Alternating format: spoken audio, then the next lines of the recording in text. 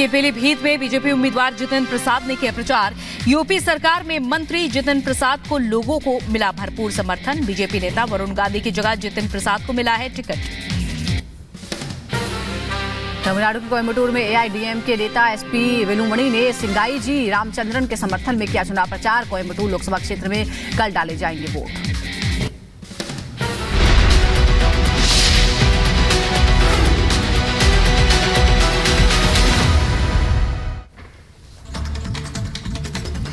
तो वहीं हैदराबाद के सियासी रण में अब जहर की एंट्री हुई है। छोटे ओवैसी भाईजान को जेल में जहर वाला डर सताने लगा है, लेकिन अकबरुद्दीन के इस बयान पर माधवी लता और टी राजा ने कैसे छोटे ओवैसी को घेरा है, जरा आप भी सुनिए।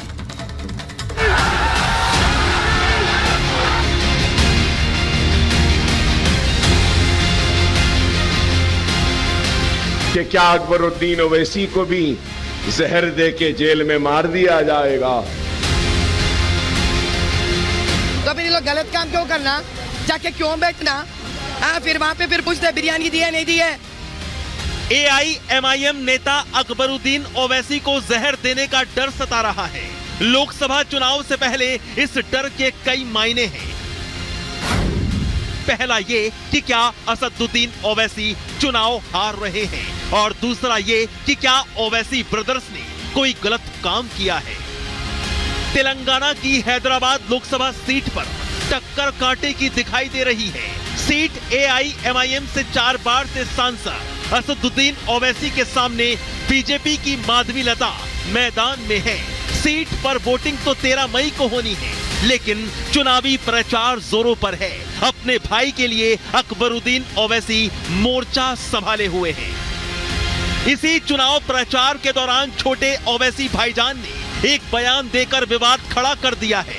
अकबरुद्दीन ओवैसी डर दिखा रहे हैं कि अगर उन्हें जेल में डाला गया तो उन्हें जहर दिया जा सकता है, मेडिकल के बहाने गोली मारी जा सकती है। अकबरुद्दीन के इस डर पर बीजेपी की फायर ब्रांड नेता और हैदराबाद से बीजेपी उम्मीदवार माधवी लता ने पलटवार किया है।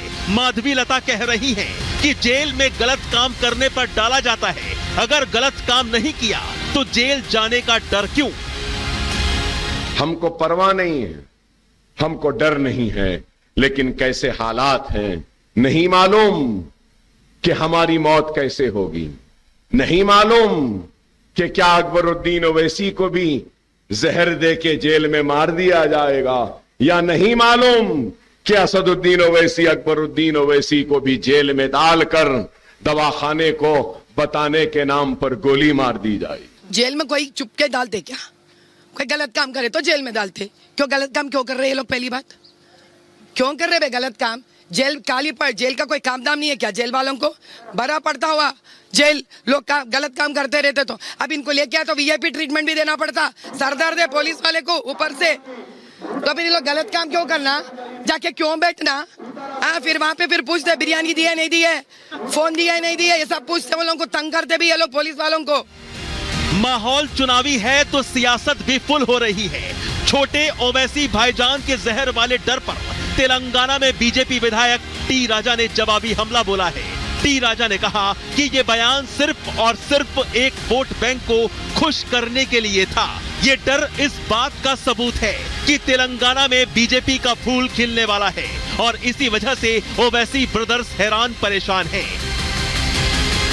बिल्कुल, ये दारुसलाम से आदेश आया है रेवंत रेड्डी को कि भाई इनकी शोभा यात्रा रोकी जाए, क्योंकि शोभा यात्रा में लाखों की संख्या में राम भक्त आते हैं। और आज असदुद्दीन ओवैसी का जो पार्लियामेंट क्षेत्र है यही गोशामल विधानसभा, और 0 में चल रहा है असदुद्दीन ओवैसी। लोकसभा चुनाव से पहले जहर वाली सियासत इसलिए भी हो रही है क्योंकि हाल ही में माफिया मुख्तार अंसारी की मौत हुई है, जिसके बाद से विपक्षी दल यूपी सरकार पर हमलावर हैं। मुख्तार के घर शोक जताने के लिए सेक्युलर नेताओं की लंबी लाइन लगी थी। खुद को मुसलमानों का सबसे बड़ा मसीहा बताने वाले असदुद्दीन ओवैसी भी मुख्तार के घर गए थे। ऐसे में कहीं ना कहीं छोटे मियां अकबरुद्दीन ओवैसी वर्ग विशेष को साधने की कोशिश कर रहे हैं ताकि चुनाव में सहानुभूति बटोर कर वोट बैंक बढ़ाया जा सके। Bureau report, Republic Bharat. इधर कांग्रेस को उसके बिछड़े हुए साथी बार बार आईना दिखाने की कोशिश कर रहे हैं। गुलाम नबी आजाद ने एक बार फिर कांग्रेस और राहुल गांधी पर निशाना साधा और ये कहा, इतने लंबे शासनकाल में कांग्रेस ने मुसलमानों के लिए कुछ नहीं किया, सिर्फ उनका वोट हासिल किया है। गुलाम नबी आजाद इससे पहले भी कई बार कांग्रेस और राहुल गांधी जिस तरह से काम कर रहे हैं उस पर सवाल उठा चुके हैं, पुरानी नीतियों को लेकर भी सवाल उठा चुके हैं। क्या कहना है इस बार जनसभा के दौरान, क्या कहा है गुलाम नबी आजाद ने, आपको बताते हैं।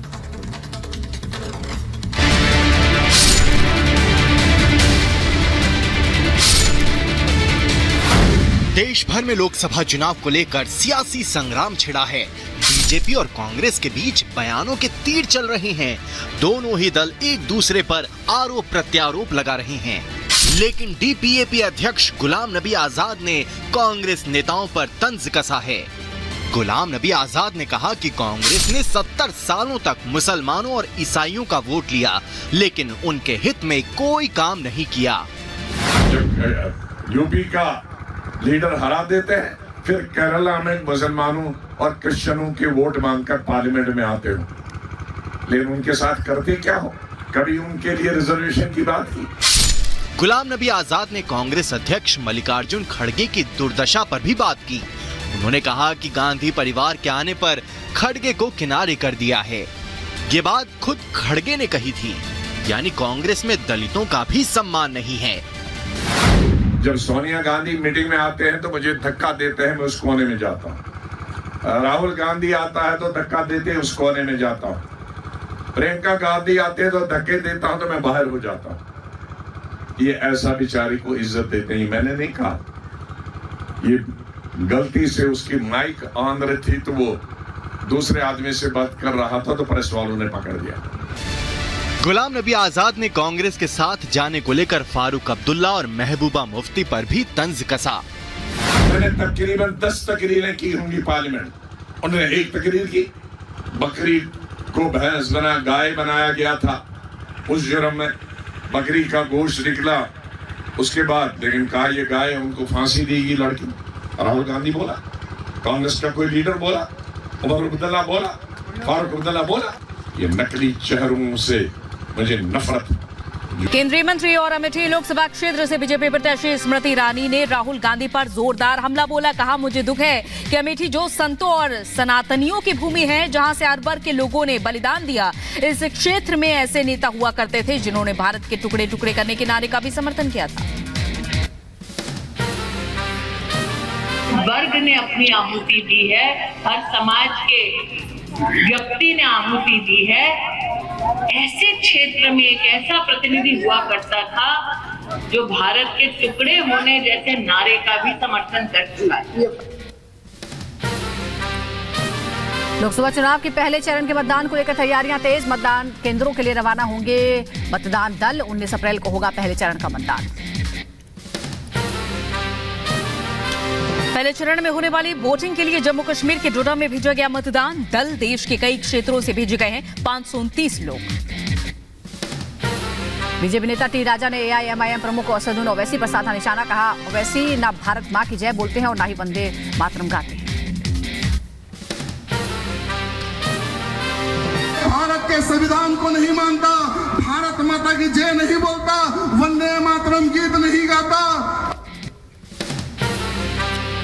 राजस्थान के कोटा से बीजेपी उम्मीदवार ओम बिरला का राहुल गांधी पर हमला। कहा, न गठबंधन ने राहुल गांधी को पीएम का उम्मीदवार घोषित किया, न ही कांग्रेस ने। राहुल गांधी लीडर हैं तो इंडी गठबंधन उन्हें पीएम उम्मीदवार घोषित करे।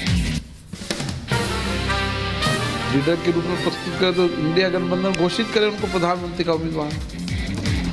इंडिया गठबंधन में उनको प्रधानमंत्री का उम्मीदवार घोषित नहीं किया। उनकी पार्टी ने खुद ने प्रधानमंत्री का उम्मीदवार घोषित नहीं किया। वहीं ओम बिरला ने